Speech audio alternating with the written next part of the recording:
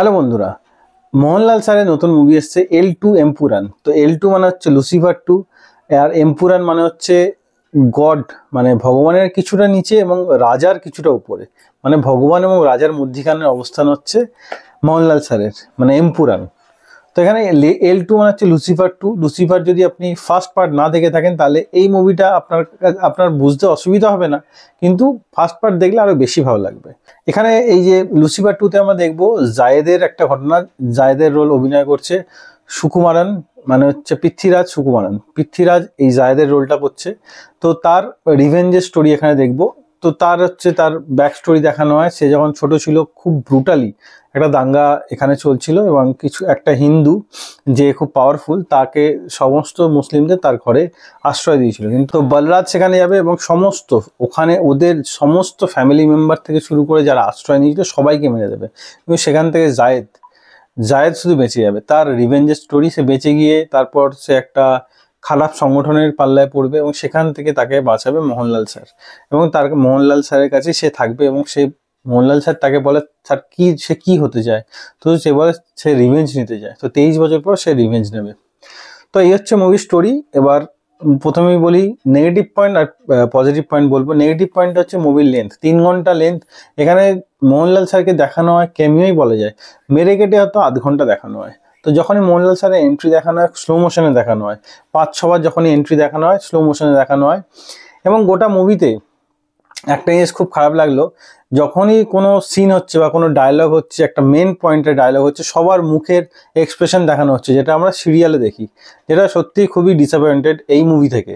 তো এই মুভির লেন্থ এত বড় না করে যদি এরকম কিছু কিছু জায়গায় যদি বাদ দিয়ে যেত, স্লো মোশন এন্ট্রি একবার মোহনলাল স্যার দেখালো ঠিক আছে, বারবার স্লো মোশন টাইম যদি না দেখাতো এবং যদি রান টাইম যদি কম হতো আর মুভিটা আরো গ্রিপিং হতো।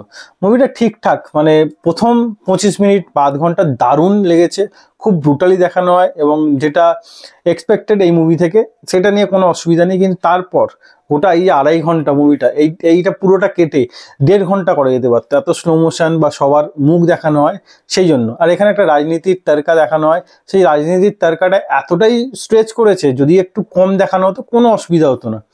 একটা ডায়লগের পর সবার মুখের এক্সপ্রেশন এবং একটা জায়গায় দাঁড়িয়ে চুপচাপ একটা ক্যারেক্টারকে দাঁড় করানো যদি না থাকতো তাহলে আমার মনে হয় মুভিটা বেশি ইম্প্যাক্টফুল হতো। তো আমি এই মুভিকে দিলাম 2.5 আউট অফ 5 স্টার।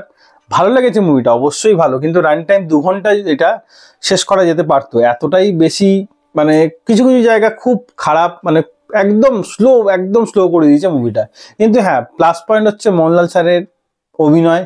যখনই মোহনলাল স্যারকে স্ক্রিনে দেখানো হয় তখনই মনের মধ্যে একটা শান্তি আসে, হ্যাঁ ঠিকঠাক আমরা ঠিক লুসিফারকে দেখছি।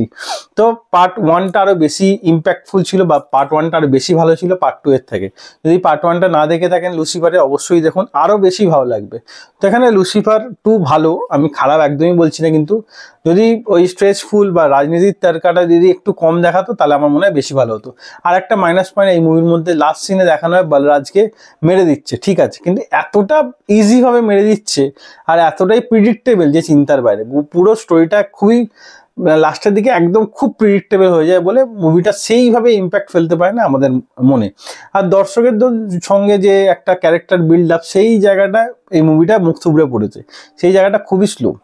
তো মোহনলাল স্যারকে দেখানো হয় সেই অ্যাঙ্গেল থেকে বা ইমোশনাল অ্যাঙ্গেল থেকে দেখানো হয় না বলে আমরা ক্যারেক্টারের সঙ্গে কানেক্ট হতে পারি না বলে মুভিটা সেই লেভেলে, সেই চরম লেভেল লাগেনি। মুভি স্টোরিটা ঠিকঠাক, কিন্তু রান টাইম খুব বেশি, লাস্টের দিকে খুব প্রেডিক্টেবল। হ্যাঁ, আর একটা প্লাস পয়েন্ট মুভিটার প্লাস পয়েন্ট হচ্ছে যে বিজিএম গুলো দেখানো হয়, ক্যামেরা ওয়ার্ক থেকে শুরু করে কিছু কিছু জায়গায় যেগুলো দেখানো হয় দারুণ দেখানো হয়, যেগুলো বিজিএম তো দারুণ এবং ক্যামেরা ওয়ার্কও কিছু কিছু জায়গায় খুব ভালো। সো সেটার জন্য প্রশংসা অবশ্যই করতে হয়, তাহলে একবার অবশ্যই দেখতে পারেন, খারাপ লাগবে না, কিন্তু রান টাইমটা একটু বেশি লেন্দি লাগবে। মুভি শেষ হলে অবশ্যই উঠে যাবেন না, মুভির শেষে L3 মানে লুসিফার 3-র অ্যানাউন্সমেন্টও হয়ে গেছে এই মুভির মধ্যে। এই ভিডিও ভালো লাগে একটা লাইক অবশ্যই দেবেন, এরকম আরো ভিডিও পেতে চ্যানেল সাবস্ক্রাইব করে পাশে থেকে বেল আইকনটা অবশ্যই বাজিয়ে দেবেন। দেখা হচ্ছে পরের ভিডিওতে, ততক্ষণ ভালো থাকুন, সুস্থ থাকুন। ভিডিও দেখার জন্য ধন্যবাদ, বাই।